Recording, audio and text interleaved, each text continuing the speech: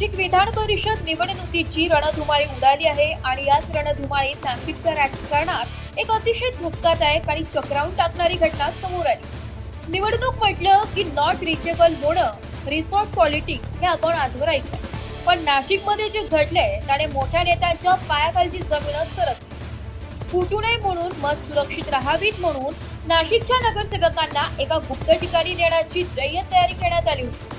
त्यासाठी एकाच वेळी तब्बल 3 आलिशान बसेस दारात हजर झाल्या। पक्षाच्या बड्या नेत्यांना वाटलं होतं की सगळे शिलेदार गाडीत बसतील आणि मिशन फत्ते होईल, पण जेव्हा बसेस निघाल्या आणि पुढच्या मुक्कामावर पोहोचल्या तेव्हा नेत्यांचे डोळेच पांढरे झाले।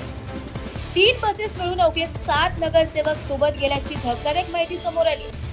होय, तुम्ही बरोबर ऐकलंय, फक्त 7 नगरसेवक। आता सर्वात मोठा सवाल हा निर्माण होतोय की मग बाकीचे नगरसेवक नेमके कुठे गायब झाले?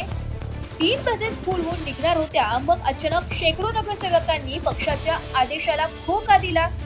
ते नेमकी कोणाच्या संपर्कात आहे? नाशिकच्या राजकीय वर्तुळात आता 2च नावांची चर्चा सर्वात जास्त रंगते। पहिली शक्यता, हे नगरसेवक अपक्ष उमेदवारांच्या गळाला तर लागलेच नाही ना?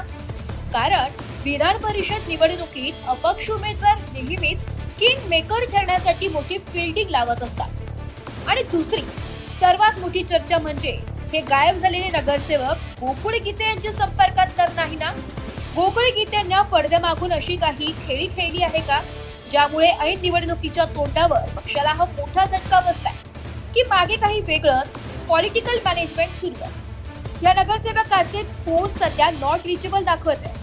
काही जण म्हणतात ते शहरातच आहेत, तर काही सूत्रांनुसार त्यांची रवानगी आधीच दुसऱ्या सुरक्षित ठिकाणी करण्यात आली। निवडणुकीचा निकाल काय लागेल हे तर वेळच सांगेल, पण मतदानाच्या आधीच घडलेल्या या बस नाट्याने नाशिकच्या राजकारणात मोठा भूकंप आणलाय हे मात्र नक्की। हा अपक्ष उमेदवारांचा गेम आहे की गोकुळ गीतेंचा मास्टर स्ट्रोक? तुम्हाला काय वाटतं? कमेंट करून नक्की सांगा। विशेष रिपोर्ट, एजी मणियार, नाशिक।